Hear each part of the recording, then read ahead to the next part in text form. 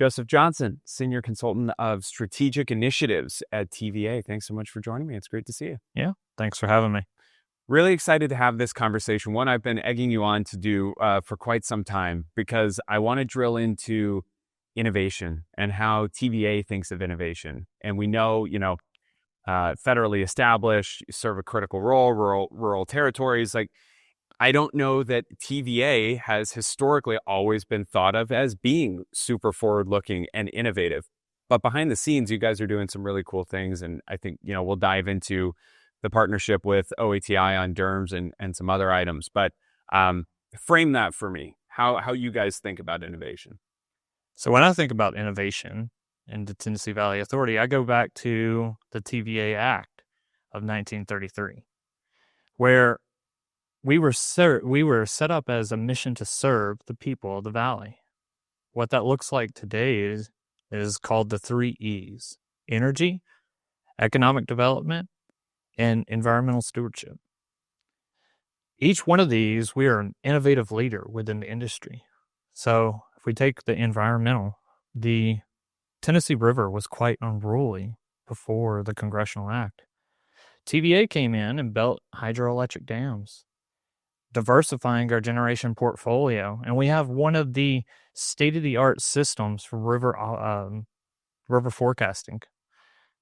Then there's generation, where we are leaders in new nuclear, whether you're talking about small modular reactors or actually fusion.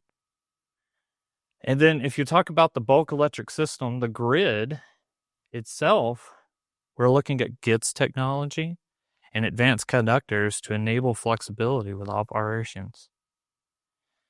Going back to economic development, we're leaders in that, and you'll see that within our load growth patterns across the nation.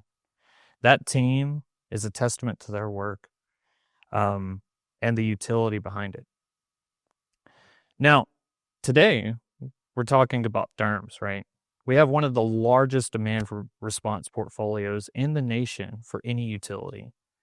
We're looking to add the E, and how we get there is in partnership with local power companies.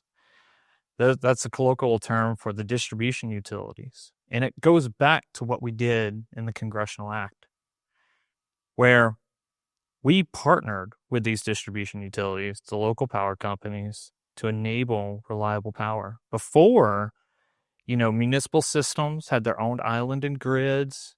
We interconnected that with the grid, with transmission, generation, and then electrified the rural areas within our 7-state region.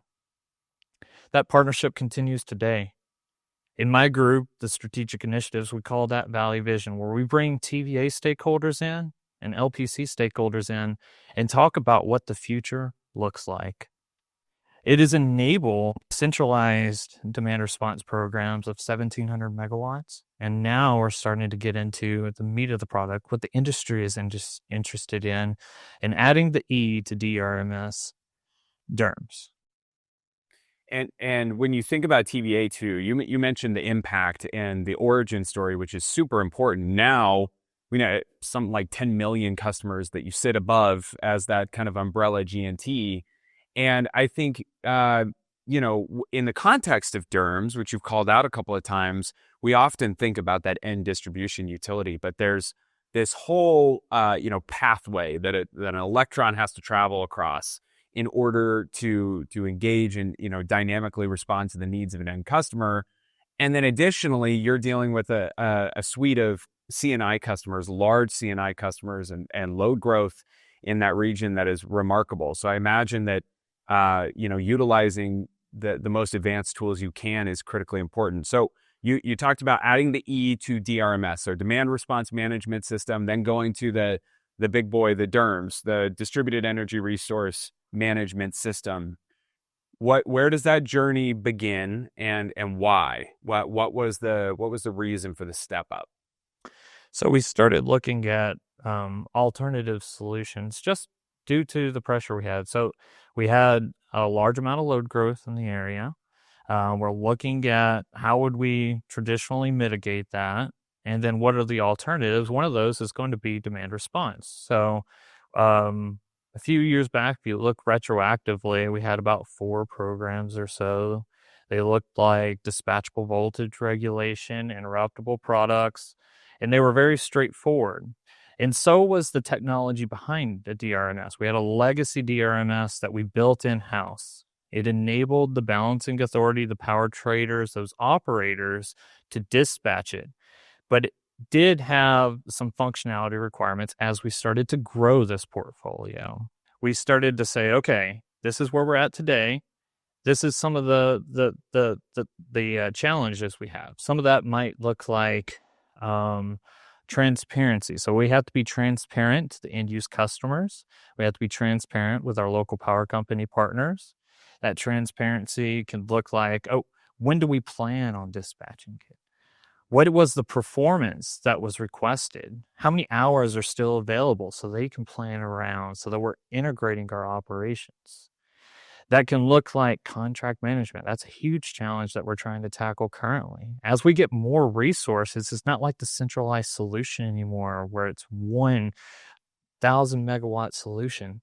It's thousands of 1 megawatt solutions. So you can imagine my finance team as just, head over heels when we come to them and it's like, well, we have to evaluate the performance to all this. We have to automate. We have to streamline those requirements. We're looking to expand our portfolios both on the demand side and on the distribution energy resource side even further. And you called out some really unique qualities about operating a G&T and the collaboration with distribution utilities that a vertically integrated utility doesn't necessarily need to worry about because they're all using the same systems. You need to not only issue the command and then communicate to your end entities that the command was issued, but then you need to validate that something actually happened and then tell them what's going to happen in the future. And that gets really complicated. And I think, we talk about some of the defining characteristics of OATI DERMS. It's modularity, but then it's the multi-tenant piece. And it's allowing not only a single organization to create some of these purposeful silos, but to bring in those other external entities that you have to engage with every day. So I'm curious, like what is that entry point and how do you make sure that is fluid with those distribution utilities that you're engaging with? Yeah, that's a great question. I think it goes back to my earlier comment earlier. It all starts with collaboration, right? We come together, we say, okay, what is the most commercially viable solution we want to talk to today? Then we start with a pilot. Mm-hmm. We start trading data resources. What does this need to look like for my operations? What does this need to look like for your operations? What does this need to look like for the end customer if they're involved, and who is sending that signal, because they are the LPC's customer when we're talking about end use for the far majority. So it's all about streamlining communications, breaking down those barriers, planning to the same objective. Speaking of planning and strategy, what role does advanced load management, demand response play into that overarching vision at TVA and within the leadership core that we know we have growth. We know there's demand, especially on the C&I side. We know that C&I is incredibly important to the utility model, no matter what kind of utility you are. So how do you figure this out, given that, we see the partnerships emerging between TVA and folks like Google? Like that's really exciting stuff. And again, another example of Google partnered with who? And that's really exciting for us to see is when, our customers, our partners are doing, really unique programs like that. Yeah, it's a very exciting time. I mean, it all goes back to the challenge or the opportunity that's presented to us. So as we're facing this load growth, which looks very different than what we experienced for the past decade, right? It was very flat before. We saw that because of energy efficiency, but then we saw some peakier load shapes that caused capacity constraints. Well, anytime that we have economic development opportunity, there are opportunities within, right? So this is what the partnerships you're seeing in the news right now with Google. We're leveraging those partnerships to say, okay, this is what we can do it with traditional infrastructure. How can we speed up the timeline? And is it a cost adder or is it a cost saver at the end of the day? How do we streamline that process, whether we're talking with Google or Amazon or anybody at the end of the day, so that we can enable this for the growth in the region that reflects one of the 3 E's of our mission at TVA? Everyone I talk to about DERMS, I always get back to the, turnkey doesn't work for energy, and that grabbing something off the shelf, especially with DERMS. And that's why we as an industry maybe have a really hard time characterizing DERMS, because it can be molded and crafted in a way that meets the needs of a utility and entity in that day, but evolved over time. So I want to talk about that evolution, even calling back your point about adding the E to DRMS, and utilities will either interchangeably or choose one term over the other, the DRMS or the DERMS. In our world, it's the same platform. It's just, what are we asking it to do? And I think the fun part about the exercise is asking a utility, what do you need today? How do you just get started and get in this world? And then you add on from there as the use cases evolve, as the need changes. Where do you see TVA going, and maybe how is the DERMS platform, a facilitator of that advancement? Yeah. So we already have a lot of functionality. We built those through pilots, we built those through partnerships, and we built those through actually trial by fire with these programs, right? So the advanced functionality today and where we're at is a testament to our power supply and fuels team. Now, as we add the E, I think about the opportunity that lies above us, right? So it is going to be, how do we keep it simple for operations? How do we keep it transparent to keep everybody on the same page?